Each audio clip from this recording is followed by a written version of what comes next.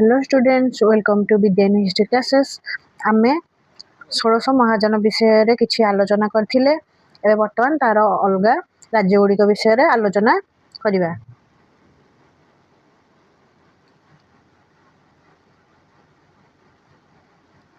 ताहले आमे देखिथिले 1600 महाजन पद गुड़िक कोन कोन राज्य गुड़िक कोन कोन थिला।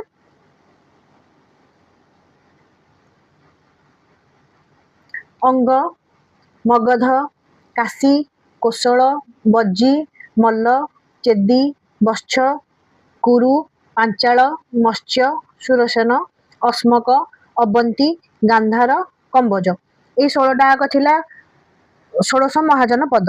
आम्बे सेतिरु काशी, कोशल, अंग, मगध, बज्जी, मल्ल, चेदी विषय रे पढ़ी सारिचे। ताहले एबे चलो अन्यान्य राज्य गुड़िक विषय आलोचना करिबा।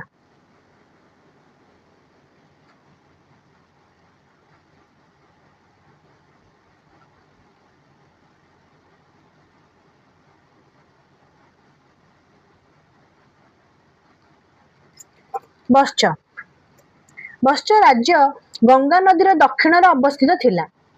कोशाम्बी थिला बत्स बा वंश राष्ट्र राजधानी। कुरु बा भरत मानकर बत्स राज्य को आगमन घटिथिला। एही वंशर राजा उदयन बुद्धदेवंकर समसामयिक थिले।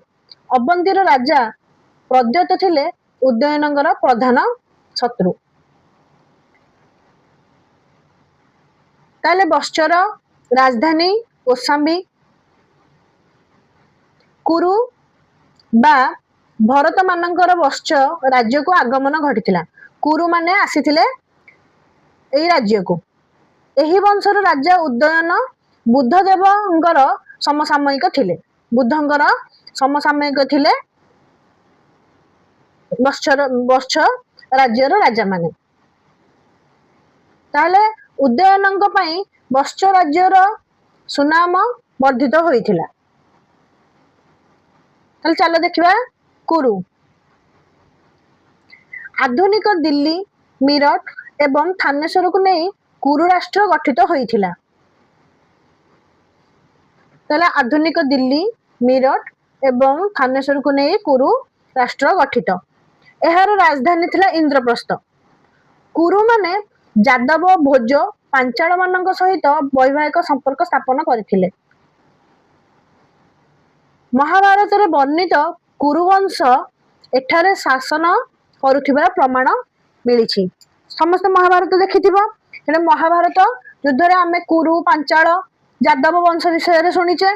तेणु सेथिरु जणा पड़े जे आमे एई राज्य गुड़िक हमर प्रमाण मिलिछि जे रियल रे राज्य गुड़िक थिला। ताले देख चलो देखिबा पांचाल। इंद्रप्रस्थ उत्तर पूर्व थिला पांचाल राज्य। भागीरथी नदी एहाकु उत्तर पांचाल एवं दक्षिण पांचाल एही दुई भाग रे विभक्त करथिला। नदी थिला भागीरथी नदी। से नदीटी पांचाल नदी को पांचाल राज्य को दुई भाग रे विभक्त करछि। उत्तर पांचाल एवं दक्षिण पांचाल। उत्तर पांचाल राजधानी थिला अहिछत्र एवं दक्षिण पांचाल राजधानी थिला कांपिल्य।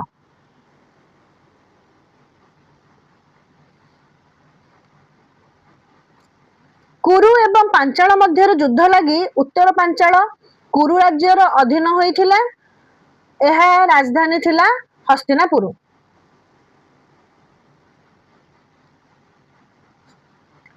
चूलनी ब्रह्मदत्त थिले पांचालर शक्तिशाली सम्राट। समयर क्रमिक विकास रे पांचालरु राजतंत्र लुप्त होई गणतंत्र प्रतिष्ठित होइथिला।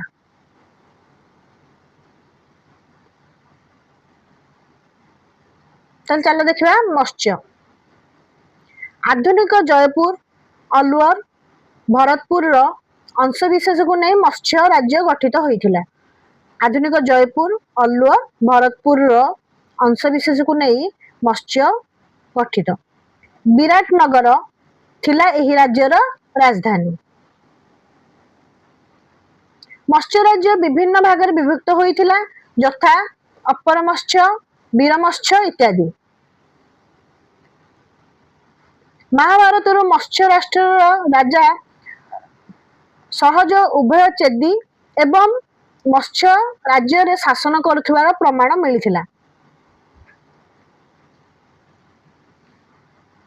सुरसेन जमुना नदी कूल अवस्थित थिला सुरसेन राज्य। मथुरा थिला एहार राजधानी। सुरसेन राजा अवंतीपुर बुद्धंकर प्रमुख शिष्य मानक मध्य अन्यतम थिले। कौटिल्यंकर अर्थशास्त्र ऋषि मानकर संघीय शासन प्रचलित थिला बोली जना पड़े। मेघास्थिनींकर इंडिकारु मथुरा सुरसेन राजधानी थिला बोली जना पड़ी। ताले आमे मत्स्य कुरु पांचाल मत्स्य सुरसेन विषय आलोचना कले। एबे चलो देखिबा अवंती। अन्य राज्य गुड़िक मध्य अवंती थिला शक्तिशाली राज्य।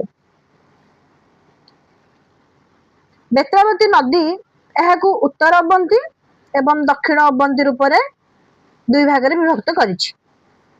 उत्तर अवंती राजधानी थिला महिष्मती एवं दक्षिण अवंती थिला उज्जयिनी। विदिशा बदान्न सुदर्शनपुर और कुरुर घर आदि अवंतीर विख्यात नगर रूपे परिगणित होइथिला। प्रख्यात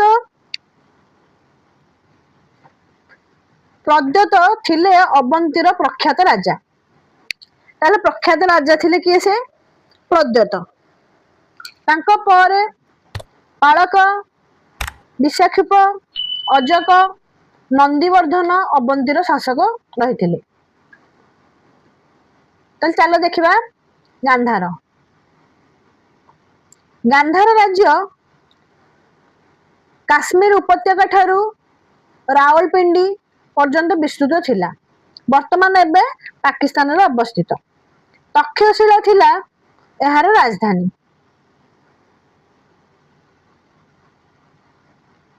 प्राचीन भारत रे विद्यार प्रसार पाई तक्षशिला प्रमुख भूमिका ग्रहण करथिला। बहु भी थिले गांधार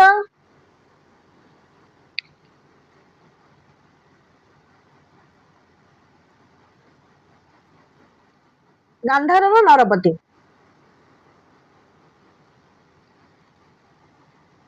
गांधार अन्यतम नरपति नग्नजित जैन धर्म ग्रहण करथिले।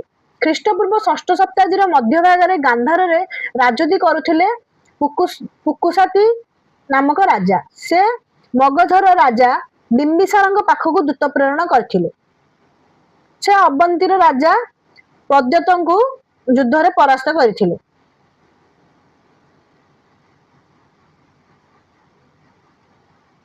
कंबोज उत्तर पथर राज्य गुड़िक मध्य कंबोज थिला अन्यतम। उत्तर भारत पश्चिम सीमांत रे यह अवस्थित थिला। राजपुर थिला एहार राजधानी। महाभारत वर्णना अनुसार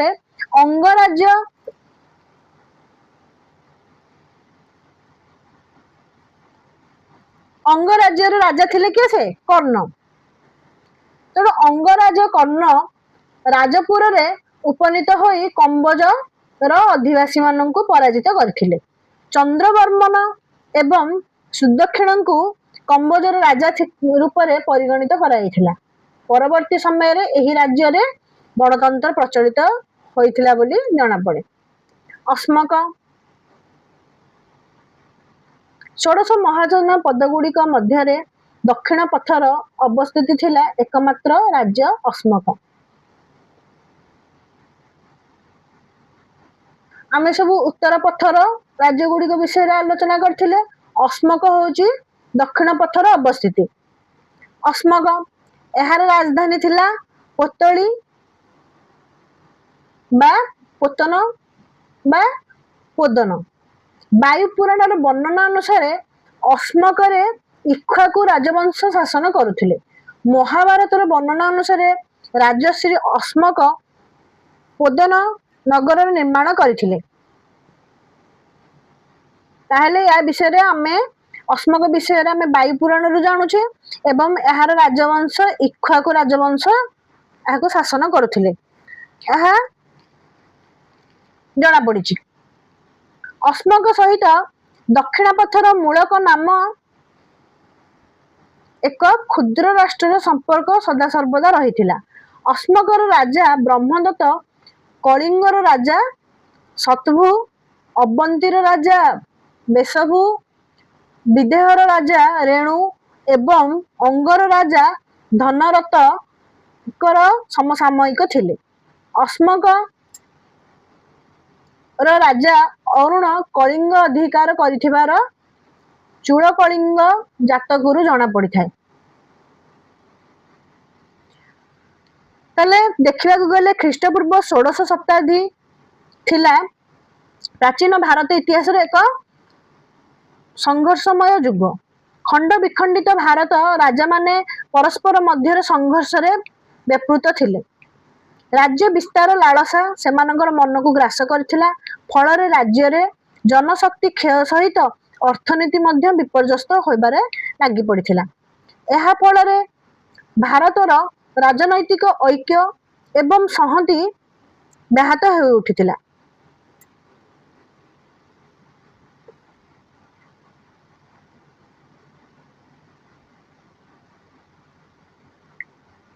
ତାହେଲେ ଦେଖିବା ରାଜତାନ୍ତ୍ରିକ ଶାସନ ପଦ୍ଧତି କିପରି ଥିଲା।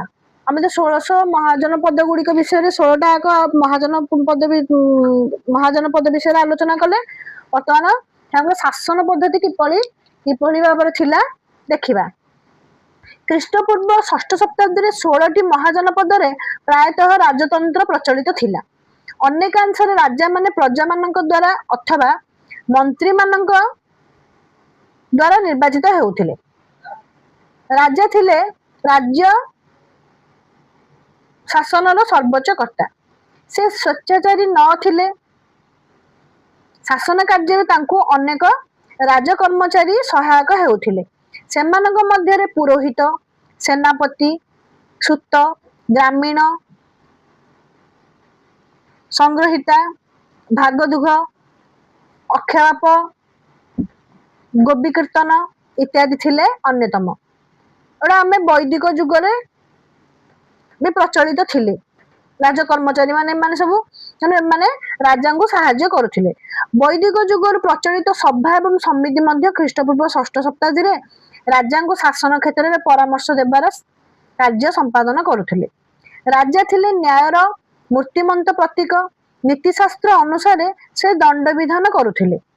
ପ୍ରଜାପାଳନ ଏବଂ ରାଜ୍ୟ ରକ୍ଷା ଥିଲା ରାଜାଙ୍କର ପ୍ରଧାନ କର୍ତ୍ତବ୍ୟ।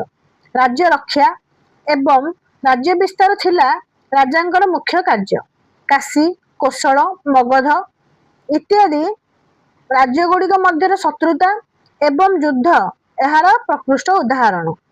ରାଜାମାନେ ପ୍ରଭୃତ କ୍ଷମତାର ଅଧିକାରୀ ଥିଲେ ମଧ୍ୟ ସ୍ୱେଚ୍ଛାଚାରୀ ନଥିଲେ।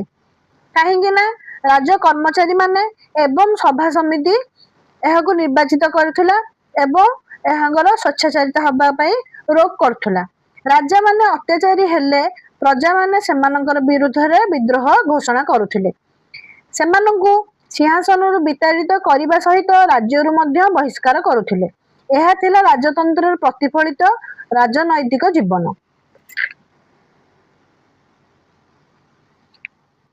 ଗଣତାନ୍ତ୍ରିକ ଶାସନ ପଦ୍ଧତି। ଆମେ ରାଜତନ୍ତ୍ର ବିଷୟରେ ଦେଖିଲେ। ଏବେ ଦେଖିବା ଗଣତନ୍ତ୍ର ଶାସନ ପଦ୍ଧତି କିଭଳି ଥିଲା। ଖ୍ରୀଷ୍ଟପୂର୍ବ 6ଠ ଶତାବ୍ଦୀରେ ଭାରତରେ ଅନେକ ଗୁଡ଼ିଏ ଗଣତନ୍ତ୍ର ରାଷ୍ଟ୍ର ଥିଲା।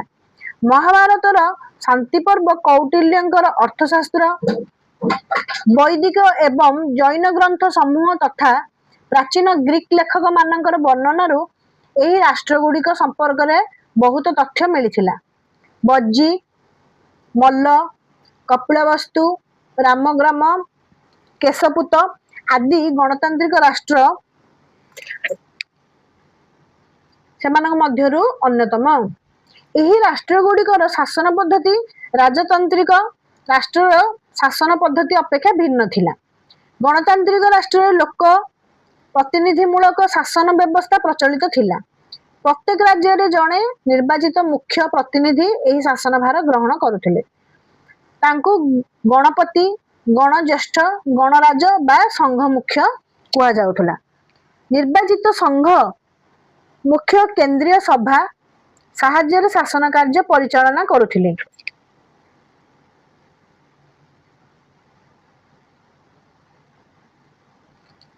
କେନ୍ଦ୍ରୀୟ ସଭାର ବୈଠକ ସନ୍ତାଗାର ନାମକ ଏକ ମୁକ୍ତ ପ୍ରକୋଷ୍ଠରେ ଅନୁଷ୍ଠିତ ହେଉଥିଲା। ଉକ୍ତ ବୈଠକରେ ପୁଙ୍ଖାନୁପୁଙ୍ଖ ଭାବରେ ଆଲୋଚନା କରାଯାଇ ଯେକୌଣସି ବିଷୟଟି ପ୍ରସ୍ତାବ କେନ୍ଦ୍ରୀୟ ସଭାରେ ଅଧିକାଂଶ ସଭ୍ୟମାନଙ୍କ ଦ୍ୱାରା ଅନୁମୋଦିତ ହେଉଥିଲା ଏବଂ ସେହି ସଭ୍ୟମାନଙ୍କ ଦ୍ୱାରା ଏହା ମଧ୍ୟ ଗ୍ରହଣ କରାଯାଉଥିଲା। ବିନୟଧରଙ୍କ ଅଧ୍ୟକ୍ଷତାରେ ସଭା କାର୍ଯ୍ୟ ପରିଚାଳିତ ହେଉଥିଲା। ବିନୟଧର ଅର୍ଥ ବାଚସ୍ପତି। ଯଦି କୌଣସି ପ୍ରସ୍ତାବକୁ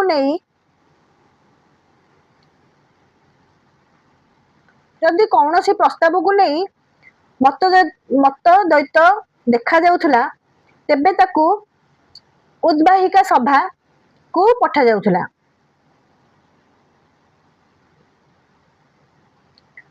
ଉଦ୍ବାହିକା ସଭା ଅର୍ଥ ଯାଞ୍ଚ କମିଟି। ଯଦି ଉଦ୍ବାହିକା ସଭାରେ ସର୍ବସମ୍ମତିକ୍ରମେ ଏହି ପ୍ରସ୍ତାବଟି ଗୃହୀତ ହେଉନଥିଲା ତେବେ ଚଣ୍ଡ ବା ଭୋଟ ଦାନ ମାଧ୍ୟମରେ ତାର ଭାଗ୍ୟ ନିର୍ଦ୍ଧାରଣ କରାଯାଉଥିଲା। ଗଣତାନ୍ତ୍ରିକ ରାଷ୍ଟ୍ରମାନଙ୍କରେ ନ୍ୟାୟାଧୀଶମାନେ ଦଣ୍ଡ ପ୍ରଦାନ କରୁଥିଲେ, କିନ୍ତୁ ରାଜତନ୍ତ୍ରରେ ନ୍ୟାୟାଧୀଶ ଥିଲେ ରାଜା, ତେଣୁ ସିଏ ହିଁ ଦଣ୍ଡ ବିଧାନ କରୁଥିଲେ। ଏଇ ନ୍ୟାୟାଧୀଶ ମାନେ ଥିଲେ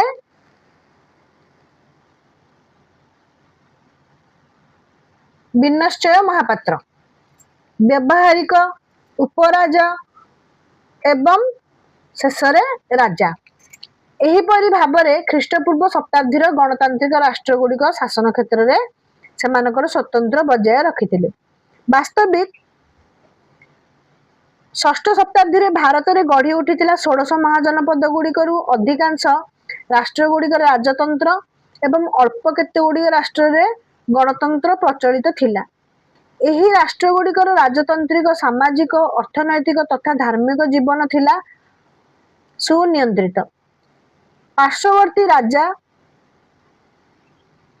ପାର୍ଶ୍ୱବର୍ତ୍ତୀ ରାଜତାନ୍ତ୍ରିକ ରାଜ୍ୟଗୁଡ଼ିକରେ ଶକ୍ତିଶାଳୀ ରାଜାମାନଙ୍କର ଉତ୍ଥାନ ସଙ୍ଗେ ସଙ୍ଗେ ଗଣତାନ୍ତ୍ରିକ ରାଷ୍ଟ୍ରଗୁଡ଼ିକର ପ୍ରତି ବିପଦ ମାଡ଼ି ଆସୁଥିଲା। ଅବଶେଷରେ ପ୍ରାୟତଃ ଗଣତାନ୍ତ୍ରିକ ରାଷ୍ଟ୍ରଗୁଡ଼ିକ ମଗଧ ରାଜତନ୍ତ୍ରର ଶିକାର ହୋଇ ନିଜ ନିଜର ସ୍ୱତନ୍ତ୍ର ହରାଇ ବସିଥିଲେ। ଶେଷରେ ମୌର୍ଯ୍ୟ ସାମ୍ରାଜ୍ୟ ସମୟରେ ସମଗ୍ର ଭାରତର ମଗଧର ଛତ୍ରଛାୟା ତଳେ ଏକତ୍ରିତ ହୋଇଥିଲେ।